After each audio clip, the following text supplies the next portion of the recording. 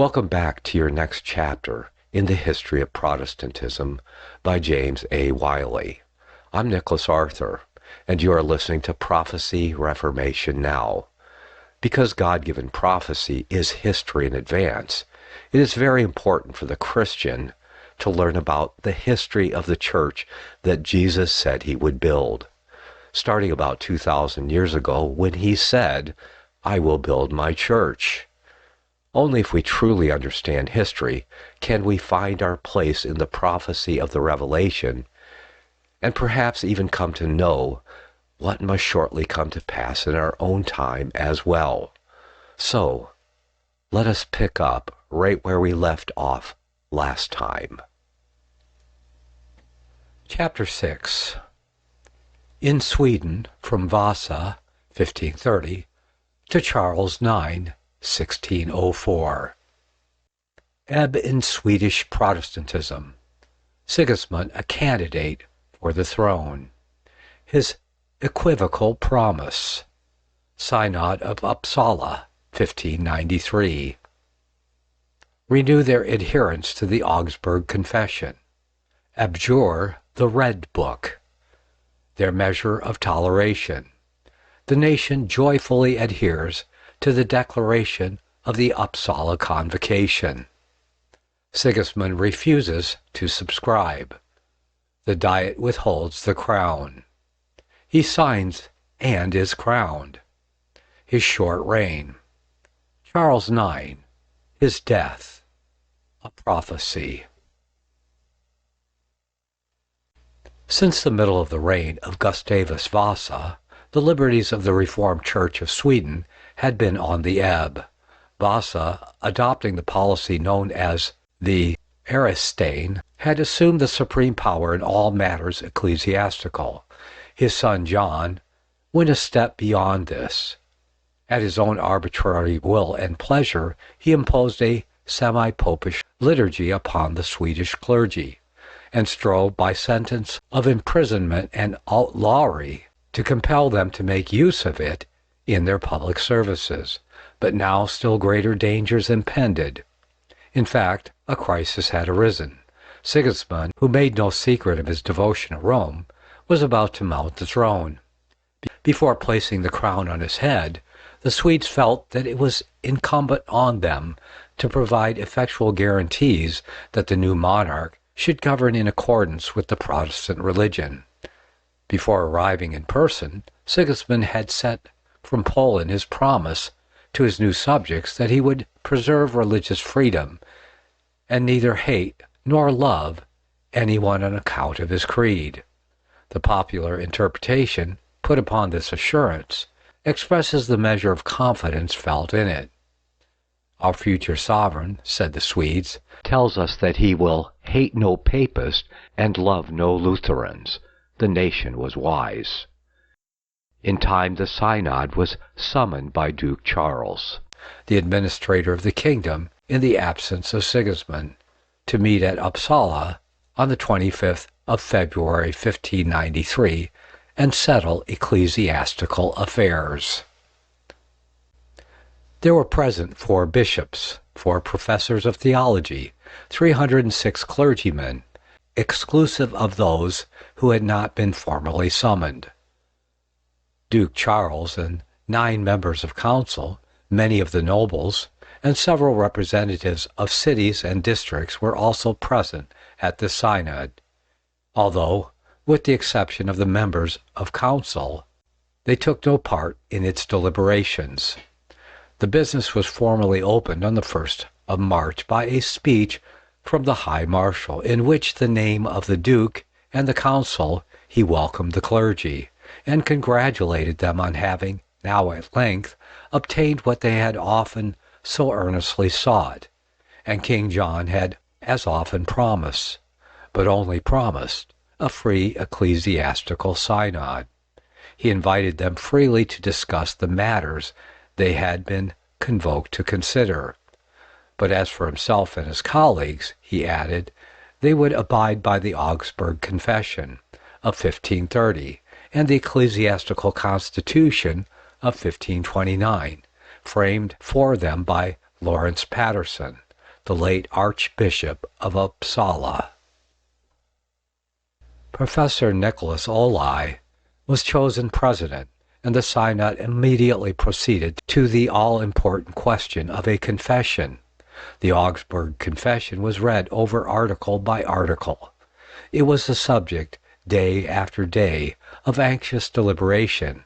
At last it became evident that there existed among the members of synod a wonderful harmony of view on all of the points embraced in the Augustan symbol, and that there was really no need to frame a new formula of belief, whereupon Bishop Petrus Jonah of Strängnäs stood up and put to the synod and council the interrogatory: do you adopt this confession as the confession of your faith, and are you resolved to abide firmly by it, notwithstanding all suffering and loss to which a faithful adherence to it may expose you? Upon this the whole synod arose and shouted out, "We do, nor shall we ever flinch from it, but at all times shall we be ready to maintain it with our goods and our lives." Then responded the president in loud and glad tones, "Now is Sweden become as one man, and we all of us have one Lord and God." The synod having thus joyfully completed its first great work, King John's Liturgy, or the Red Book, next came up for approval or non-approval. All were invited to speak who had anything to say in defense of the liturgy, but not a voice was lifted up. Not one liturgical champion stepped down into the arena. Nay, the three prelates who had been most conspicuous during the lifetime of the former king for their support of the Missal now came forward and confessed that they had been mistaken in their views of it, and craved forgiveness from God and the assembly.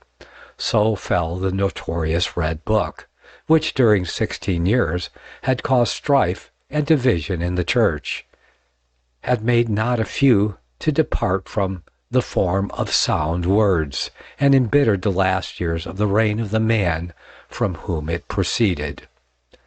We deem it incumbent to take into consideration 3 of the resolutions adopted by the synod, because one shows the historic ground which the Reformed Church of Sweden took up, and the other 2 form the measure of the enlightenment and toleration which the Swedes had attained to. The second general resolution ran thus: we further declare the unity and agreement of the Swedish Church with the Christian Church of the primitive ages, through our adoption of the Apostolic, Nicene, and Athanasian creeds, with the Reformed Evangelical Church, through our adoption of the Augsburg Confession of 1530, and with the preceding Reformation of the Swedish Church itself, through the adoption of the ecclesiastical constitution established and held valid during the episcopate of Laurentius Petri, and the concluding years of the reign of King Gustavus I.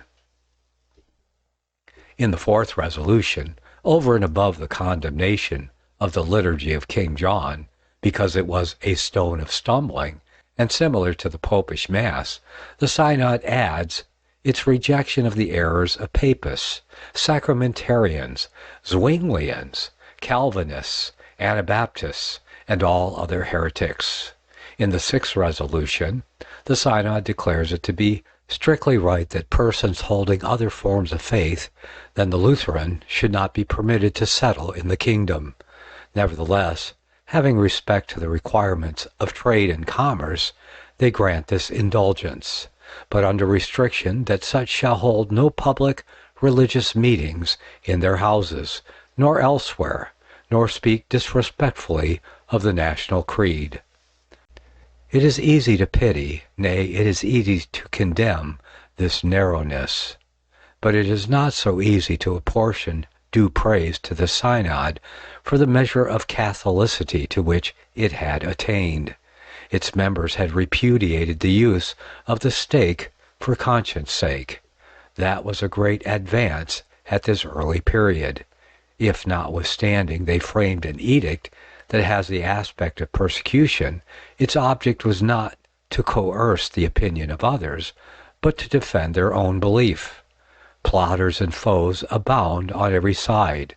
It behooved them to take measures to guard against surprise, and as regards other points, fuller information would have qualified their judgment on some of the opinions enumerated in their list of ostracized sects. But despite these defects, we find in their creed and resolutions the pure and renovating breath of our common Protestantism. The faces of these men are turned toward liberty. The molding principle of their creed are those which generate noble characters and heroic actions.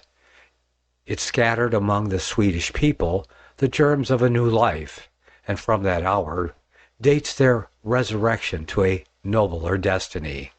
The spirit of the Uppsala Convocation embodied itself in Duke Charles's illustrious son. It bore him in triumph into the very heart of papal Germany. It crowned his arms with victory in his Protestant campaigns, and the echoes of the solemn declaration of the Estates in 1539 come back upon us in battle thunder from many a stricken field, and grandest and saddest of all from the field of Lutzen. The Synod had done its work, and now it made its appeal to the nation. Will the Swedish people ratify what their pastors had done at Uppsala? Copies of the declaration and resolutions were circulated through the kingdom. The sanction of the nation was universally and promptly given. All ranks of persons testified their adherence to the Protestant faith by subscribing the Uppsala Declaration. The roll of signatures contained the names of Duke Charles, Gustavus, Duke of Saxony and Westphalia, the grandson of Gustavus I, 14 councillors of state, 7 bishops, 218 knights and nobles, 137 civil officials, 1,556 clergymen, the burgomasters of the 36 cities and towns of the realm, and the representatives of 197 districts and provinces. This extensive subscription is proof of an enthusiasm and unanimity on the part of the Swedish people, not less marked than that of the Synod. One other name was wanted to make this signature roll complete, and to proclaim that the adoption of Protestantism by the Swedish people was truly and officially a national act. That was of King Sigismund. Will he subscribe to the Uppsala Declaration? Everyone asked, for his attachment to the Romish faith was well known. Sigismund still tarried in Poland, and was obviously in no haste to present himself among his new subjects. The council dispatched a messenger to solicit his subscription. The reply was an evasion.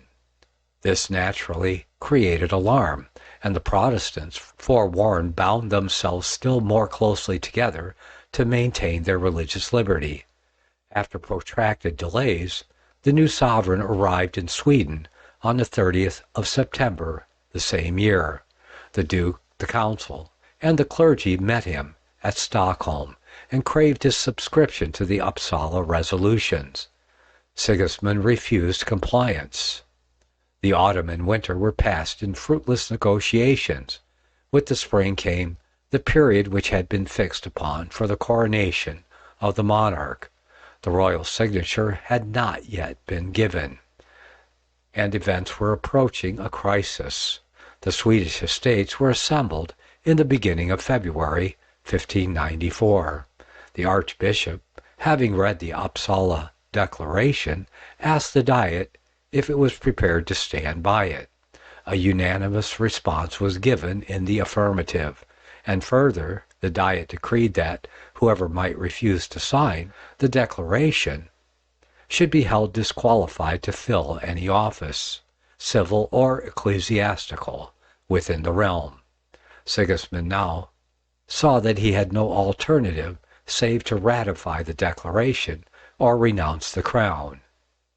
He chose the former. After some vain attempts to qualify his subscription by appending certain conditions, he put his name to the hated document. A Te Deum was sung in the cathedral the day following, and on the 19th of February, King Sigismund was crowned. The struggle of Sweden for its Reformation, which had lasted over 20 years, came thus at last to a victorious close.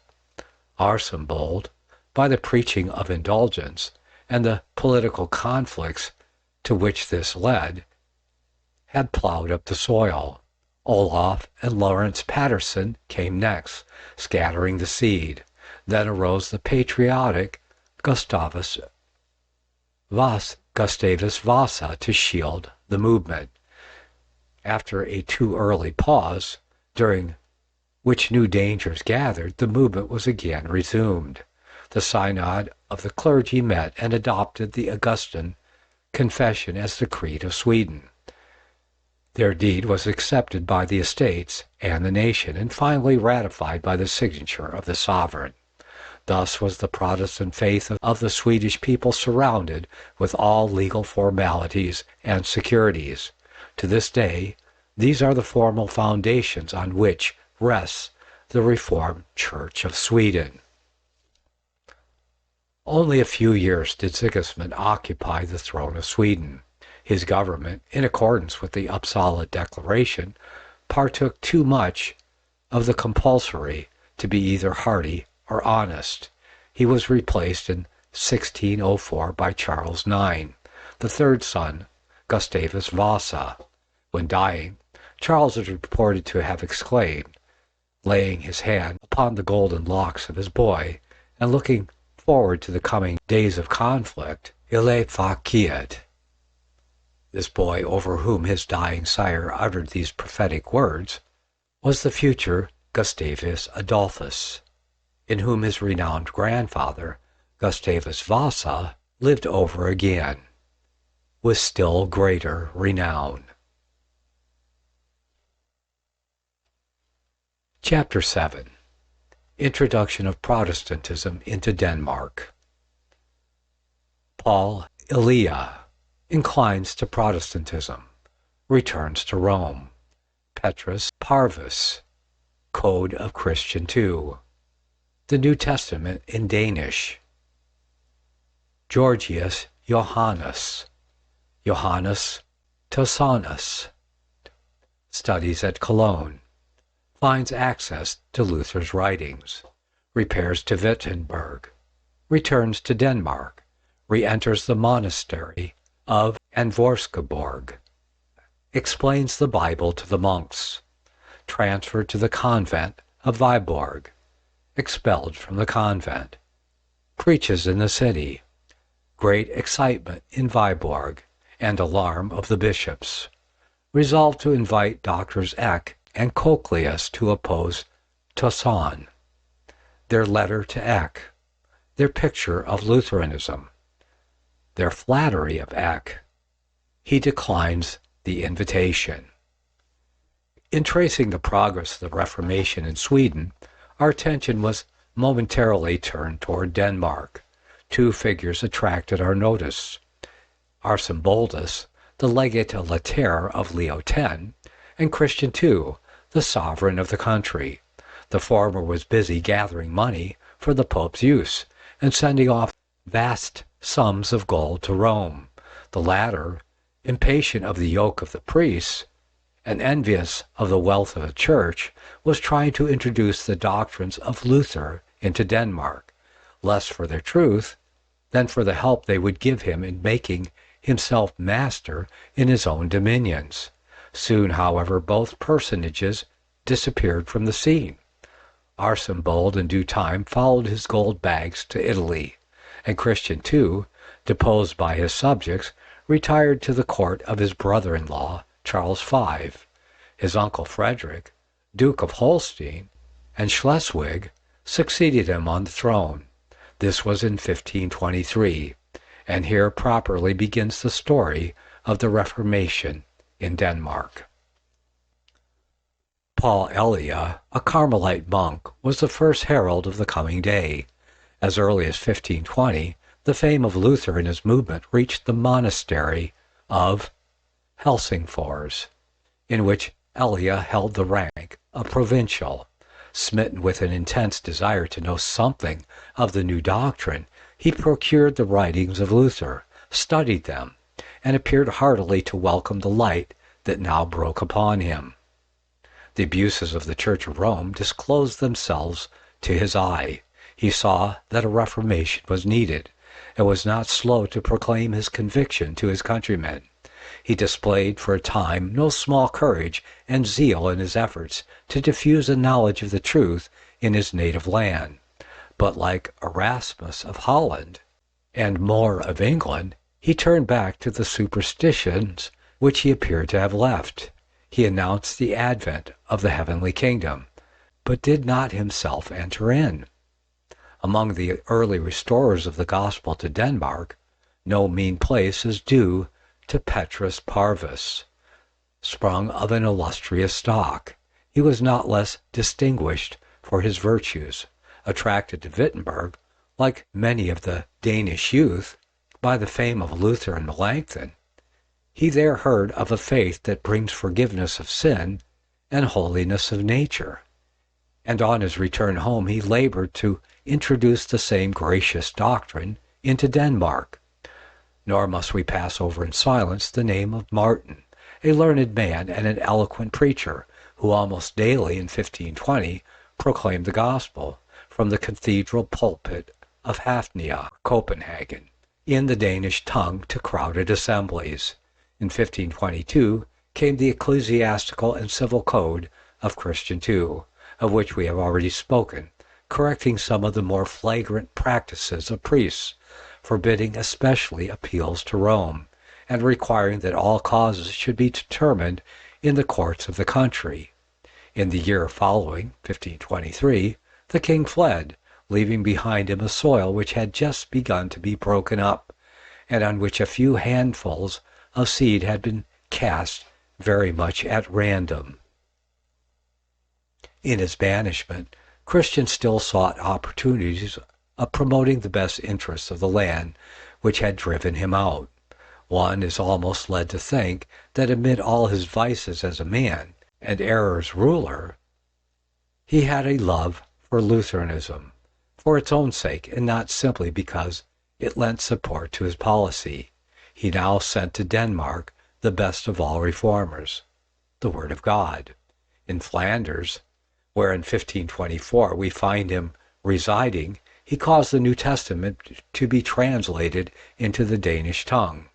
It was printed at Leipzig and issued in two parts, the first containing the four Gospels and the second the Epistles.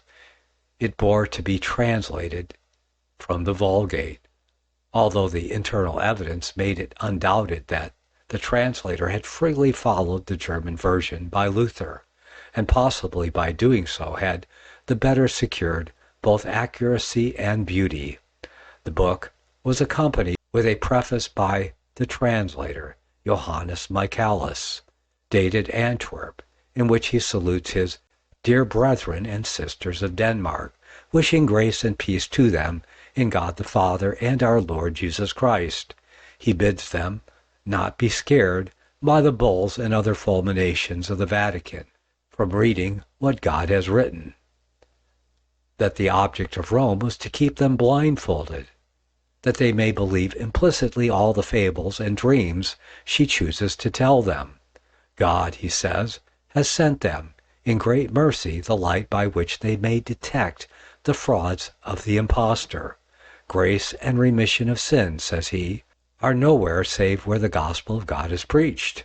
Whoever hears and obeys it, hears and knows that he is forgiven, and has the assurance of eternal life, whereas they who go to Rome for pardon bring back nothing but griefs, a seared conscience, and a bit of parchment sealed with wax. The priest stormed, but the Bible did its work, and the good fruits appeared in the following reign. Frederick, the uncle of Christian, and Duke of Holstein and Schleswig, was now upon the throne. A powerful priesthood and an equally powerful nobility attached to the Romish Church, had exacted of the new monarch a pledge that he would not give admission to the Lutheran faith into Denmark, but the Danish Bible was every day rendering the fulfillment of the pledge more difficult.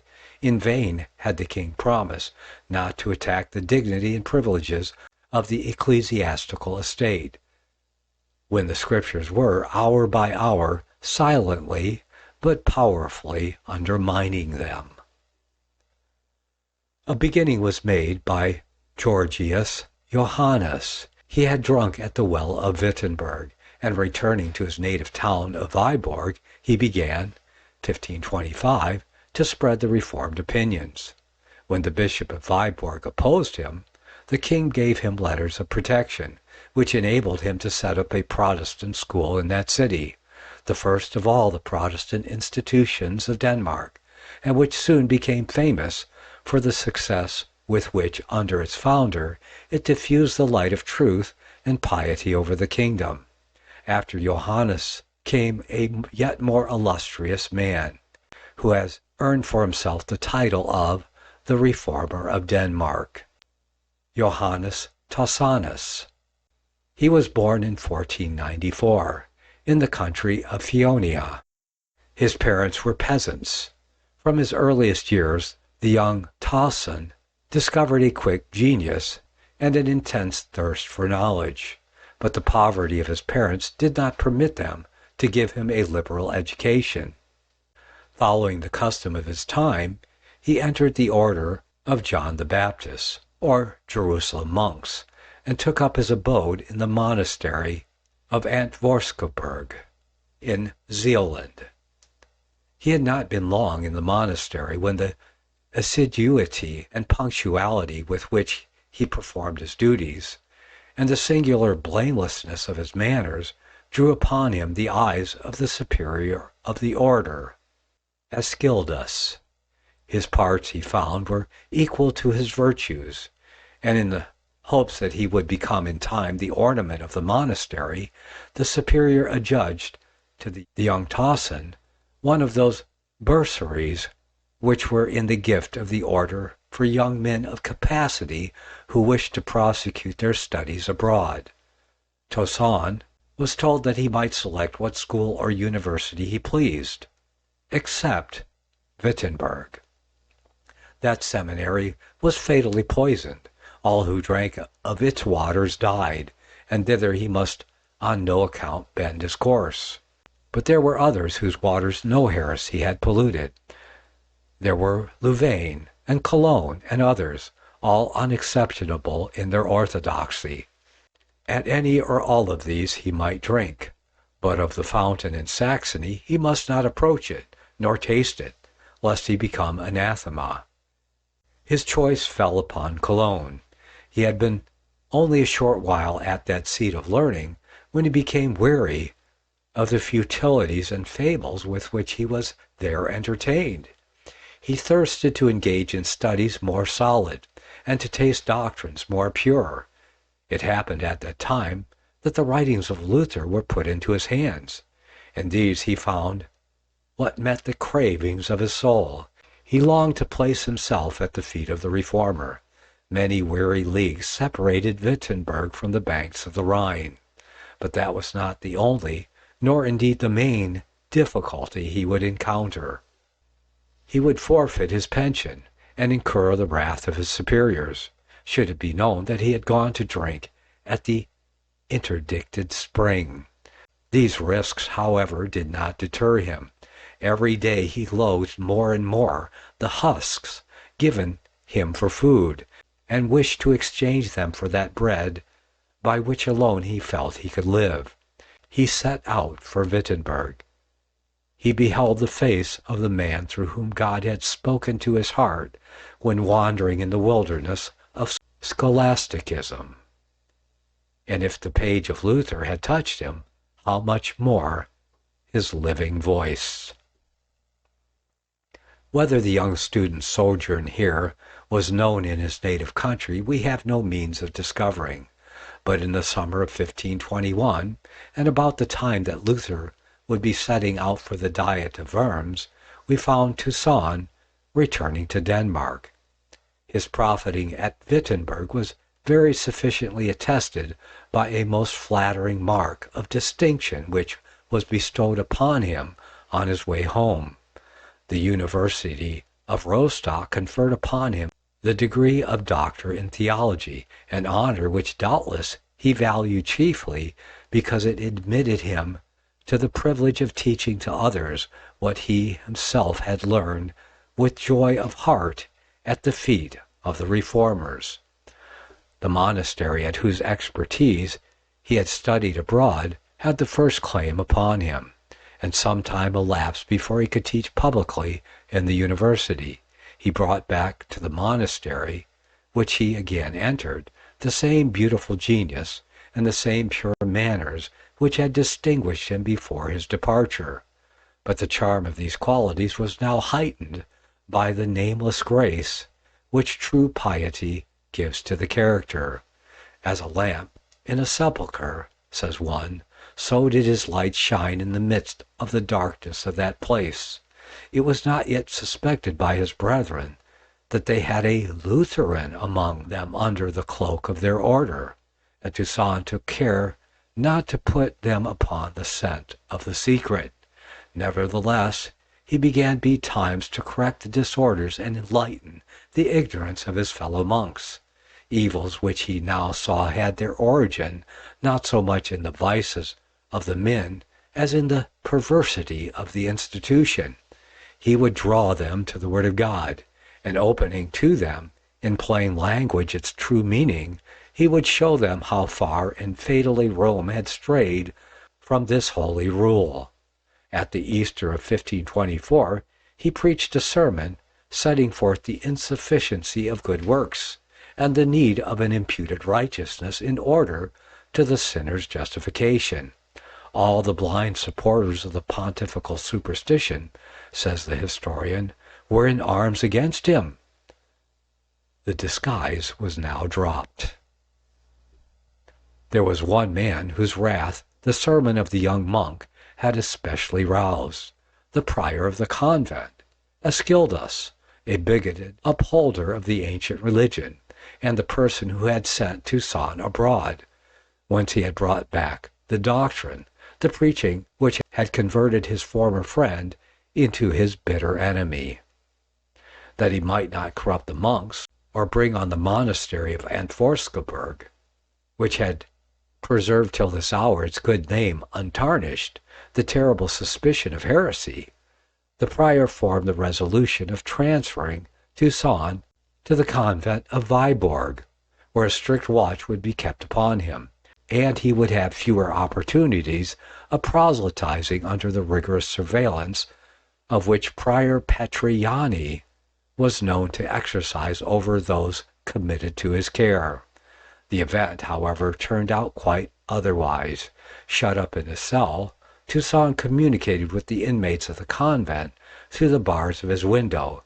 In these conversations he dropped the seeds of truth into their minds, and the result was that two of the monks, named Erasmus and Theocarius, were converted to the truth. The horror-struck prior, foreseeing the perversion of his whole brotherhood should he retain this corrupter a day longer in the monastery, again drove Toussaint forth.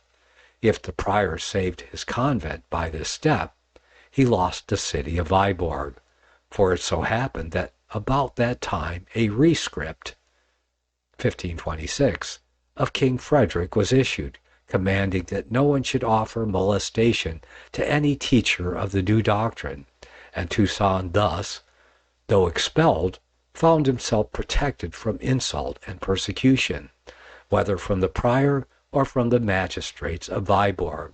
By a marvelous providence he had been suddenly transferred from the monastery to the city, from the cell to the vineyard of the Lord, from a little auditory gathered by stealth at his grated window to the open assemblies of the citizens. He began to preach. The citizens of Viborg heard with joy the gospel from his mouth. The churches of the city were open to Toussaint. and the crowds that flocked to hear him soon filled them to overflowing. It was now the bishop's turn to be alarmed. The prior, in extinguishing the fire in his convent, had but carried the conflagration into the city. Gladly would he have seen Toussaint again shut up in the monastery, but that was impossible. The captive had escaped, or rather had been driven out, and was not to be lured back. The conflagration had been kindled, and could not now be extinguished. What was to be done? The bishop, Georgius Fris, had no preachers at his command, but he had soldiers, and he resolved to put down these assemblies of worshippers by arms. The zeal of the citizens for the gospel, however, and their resolution to maintain its preacher, rendered the bishop's efforts abortive. They bade defiance to his troops. They posted guards around the churches. They defended the open squares by drawing chains across them, and they went to sermon with arms in their hands. At length there came another intimation of the royal will, commanding the disaffected party to desist from these violent proceedings, and giving the citizens of Viborg full liberty to attend on the preaching of the gospel.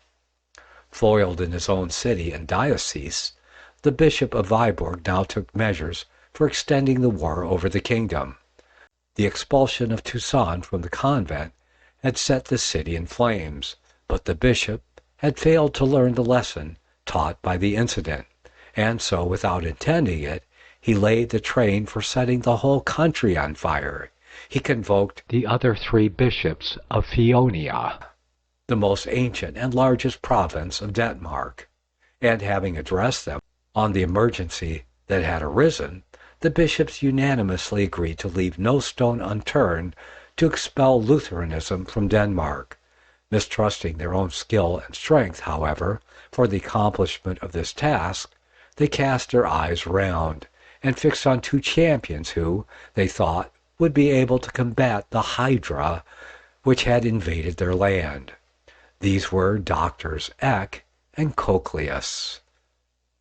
The 4 bishops, Ivarus Monk, Stigel Crumpton, Avo Biddle, and Georgius Fris, addressed a joint letter, which they sent by an honorable messenger, Henry Gierkens, to Dr. Eck, entreating him to come and take up his abode for 1 or more years in Jutland, in order that by preaching, by public disputations, or by writing, he might silence the propagators of heresy and rescue the ancient faith from the destruction that impended over it. Should this application be declined by Eck, Gierkens was empowered next to present it to Cochleus.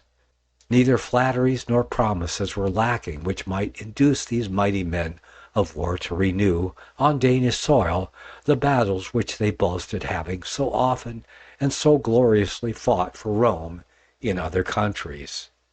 The letter of the 4 bishops, dated the 14th of June, 1527, has been preserved, but the terms in which they give vent to their immense detestation of Lutheranism and their equally immense admiration of the qualities of the man who Providence had raised up to oppose it are hardly translatable.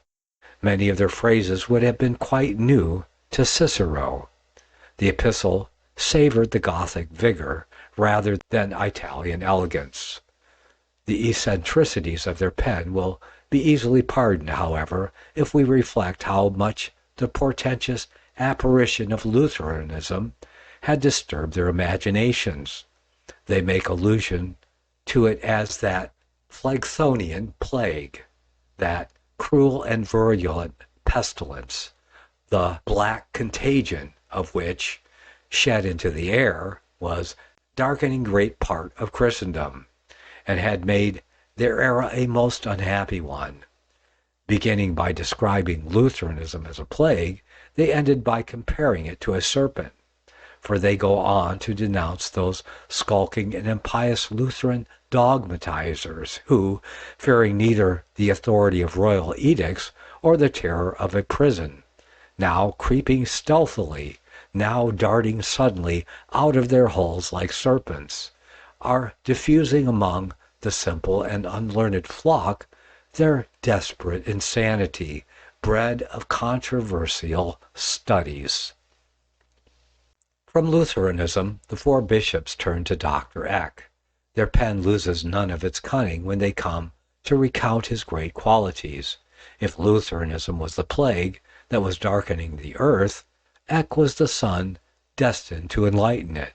If Lutheranism was the serpent whose deadly virus was infecting mankind, Eck was the Hercules born to slay the monster. To thee, said the bishops, casting themselves at his feet, thou most eloquent men of divine scripture, and who excels in all kinds of learning, we bring the wishes of our estates. They seek to draw to their own country the man who, by his gravity, his faith, his constancy, his prudence, and firm mind, is able to bring back those who have been misled by perverse and heretical teachers. Not that they thought they could add to the fame of one already possessed of imperishable renown, and a glory that will last throughout the ages, a man whom nothing in divine literature is obscure, nothing unknown, but they urged the greatness of their need and the glory of the service, greater than any ever undertaken by the philosophers and conquerors of old, the deliverance even of Christianity, menaced with extinction in the rich and populous kingdoms of Denmark, Sweden, and Norway. They go on to cite the great deeds of Curtius and Scipio Africanus and other heroes of ancient story, and trust that the man they address will show not less devotion for the Christian Commonwealth than these did for the Roman Republic.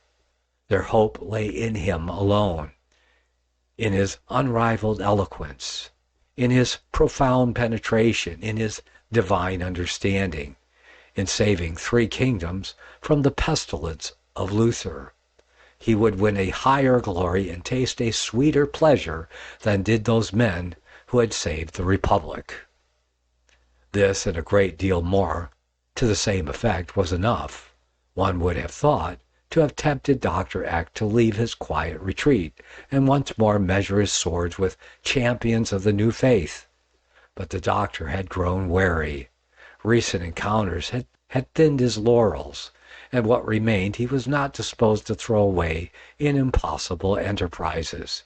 He was flattered by the embassy, doubtless, but not gained by it. He left the Cimbrian bishops to fight the battle as best they could. Chapter 8. Church Song in Denmark. Paul Elia opposes, harangues the soldiery in the citadel, tumults. The king summons a meeting of the estates at Odense, his address to the bishops, edict of toleration, church song, ballad, poetry of Denmark, outburst of sacred psalmody. Nicholas Martin preaches outside the walls of Malmö, translates the German hymns into Danish, the Psalms translated, sung universally in Denmark. Nicholas Martin preaches inside Malmö. Theological college established there. Preachers sent through Denmark. Tucson removed to Copenhagen. New translation of the New Testament. Meanwhile, the truth was making rapid progress in Viborg and throughout the whole of Jutland. The gospel was proclaimed not only by Tucson, the Luther of Denmark, as he had been called, but also by George Yanni and Johannes, of whom we have already made mention, as the founder of the first Reformed school in Viborg, and indeed in Denmark. The king was known to be a Lutheran, so too was the master of his horse, Magnus Goyus, who received the communion in both kinds, and had meat on his table on Fridays. The army was largely leavened with the same doctrine, and in the duchies of Holstein and Schleswig, the Lutheran faith was protected by law. Everything helped onward the movement. If it stopped for a moment, its enemies were sure again to set it in motion. It was at this time not a little helped by Paul Elia, the first to sow the seeds of Lutheranism in Denmark, but now was more eager to extirpate than ever he had been to plant them. The unhappy man craved permission to deliver his sentiments on Lutheranism in public.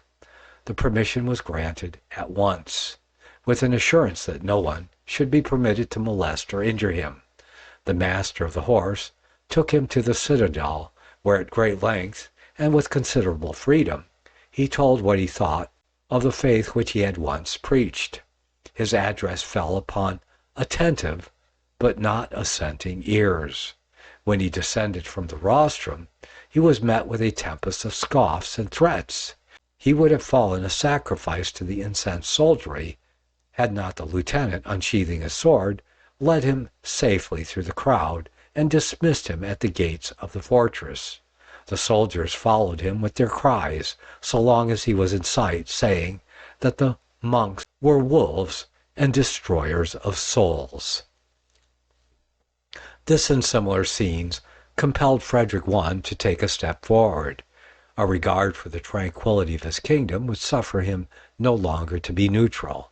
Summoning, 1527, the estates of Denmark to Odense, he addressed them in Latin. Turning first of all to the bishops, he reminded them that their office bound them to nourish the church with the pure word of God, that throughout a large part of Germany, religion had been purged from the old idolatry, that even here in Denmark many voices were raised for the purgation of the faith from the fables and traditions with which it was so largely mixed up, and for permission to be able to again drink at the pure fountain of the Word. He had taken an oath to protect the Roman and Catholic religion in his kingdom, but he did not look on that promise as binding him to defend all the errors and the old wives' fables which had found admission into the church. And who of you, he asked, is ignorant how many abuses and errors have crept in by time which no man of sane mind can defend? And since, he continued, in this kingdom, to say nothing of others, the Christian doctrine, according to the Reformation of Luther, has struck its roots so deep that they could not now be eradicated without bloodshed, and the infliction of many great calamities upon the kingdom and its people. It is my royal pleasure that in this kingdom both religions, the Lutheran as well as the papal, shall be freely tolerated till a general council shall have met. Of the clergy, many testified with both hands and feet their decided disapproval of this speech, but its moderation and equity recommended it to the great majority of the estates.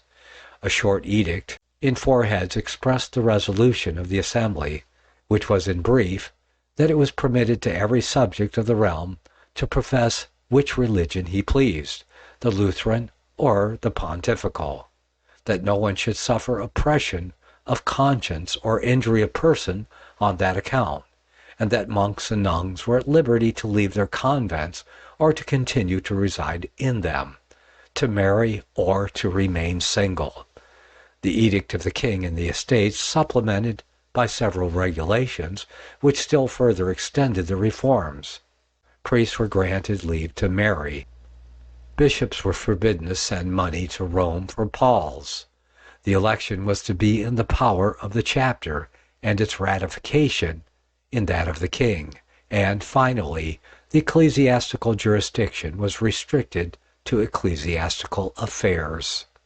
Another influence which tended powerfully to promote the Reformation in Denmark was the revival of church song.